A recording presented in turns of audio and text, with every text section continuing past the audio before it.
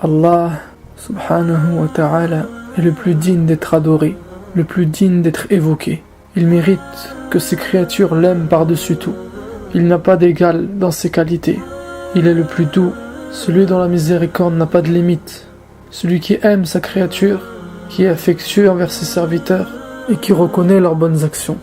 La relation que l'on a avec Allah subhanahu wa ta'ala est une relation d'amour, basée uniquement et exclusivement sur l'amour. Mais malheureusement, beaucoup de gens nous reprochent le contraire. Ils nous reprochent d'avoir peur de lui, de vivre avec une crainte qui ne nous quitte pas, d'en être triste parfois, d'être inquiet, de pleurer, en disant nous, notre relation avec notre Dieu, c'est l'amour. Ce que j'aimerais répondre à ces gens-là, c'est tout à fait normal, car ce n'est pas Allah que vous adorez, c'est un Dieu que vous avez inventé. Mais le croyant se doit d'être réaliste, de se fier à la réalité, de l'accepter telle qu'elle est, de ne pas s'arranger avec elle, de ne pas la déformer. Et il s'avère qu'Allah est comme il est, et il est parfait comme il est, et loin de nous l'idée de le changer, ou de le remplacer par un autre Dieu.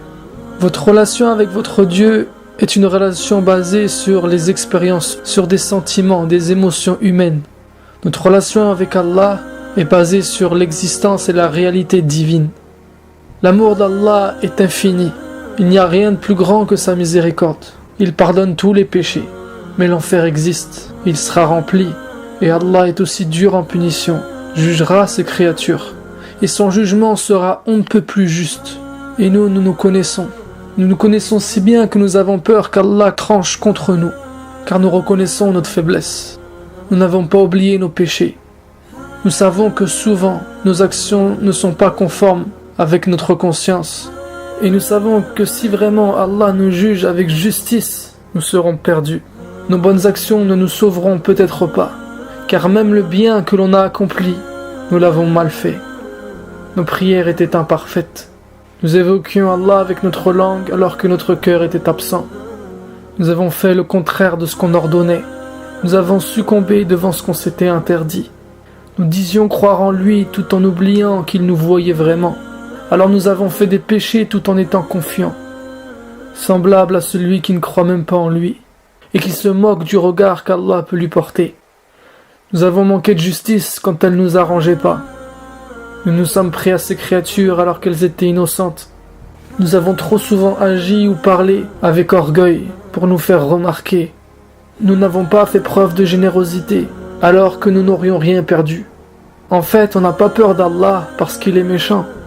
Mais nous avons peur d'Allah parce qu'on se connaît. Nous avons peur d'Allah parce qu'il faut être réaliste. Nous avons peur d'Allah parce que parfois il faut arrêter de se faire confiance. Car trop de confiance est un signe d'arrogance. En fait, on a peur d'Allah parce qu'on a peur de le perdre. On a peur qu'il nous abandonne.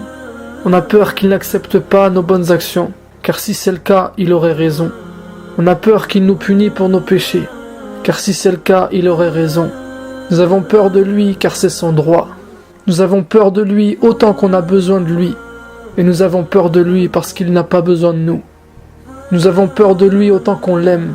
Et notre crainte n'est qu'une preuve d'amour. L'amour fait naître la peur. Car l'amour est si précieux qu'on a peur de le perdre. Mais notre crainte d'Allah ne nous fait pas perdre espoir. Nous craignons Allah parce qu'il nous l'a demandé. Et il nous l'a demandé parce qu'il nous connaît. Il sait comment on fonctionne. Il sait qu'une personne qui n'a pas de crainte n'aura pas de limite. Et Allah nous a demandé de le craindre pour ne pas dépasser certaines limites.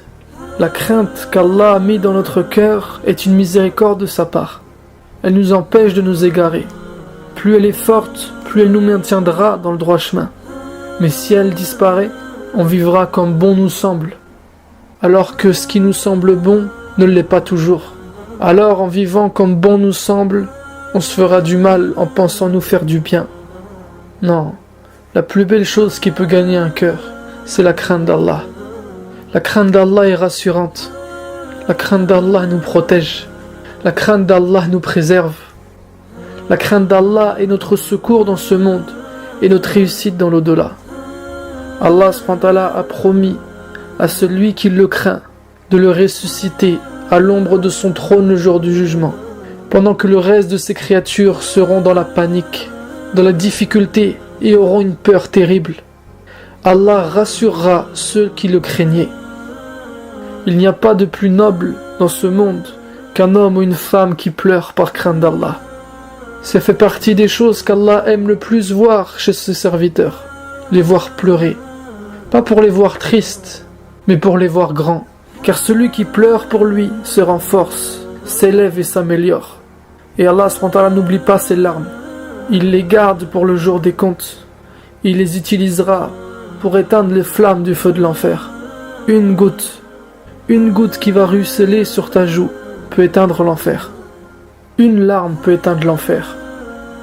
Je pense que nous avons mal compris ce que c'est la crainte d'Allah. Nous le craignons en pensant qu'il est dur, qu'il est sans pitié. Ne pas le craindre, c'est suivre ses passions. Et avoir peur de lui pour une mauvaise raison, c'est mal le connaître. En vérité, la crainte d'Allah doit être présente dans notre cœur. Elle ne doit pas nous quitter. Elle doit être forte, mais elle doit nous apaiser. Autant qu'elle apaise sa colère, autant qu'elle apaise les reproches qu'il a à nous faire. La crainte d'Allah est là pour nous booster, pas pour nous ralentir. Notre crainte d'Allah doit être égale à l'espoir qu'on place en lui. Notre peur de lui n'est que le fruit de notre amour. Avant de te laisser, je te rappelle que je publie 3 vidéos par semaine, le lundi, le mercredi et le vendredi. Abonne-toi à la chaîne Inch'Allah pour être prévenu. Si tu cliques sur le i comme info en haut à droite de la vidéo, tu peux télécharger mon livre dans lequel je te donne 70 conseils pour mieux te concentrer dans ta prière. Et tu peux aussi t'abonner à la lettre que je rédige moi-même et que je t'envoie chaque dimanche matin dans ta boîte mail à 7h. Qu'Allah fasse qu'il soit celui qu'on aime le plus et qu'on craint le plus, qu'il nous aide à devenir meilleurs. Sur ce, je te dis à la prochaine vidéo, Inch'Allah.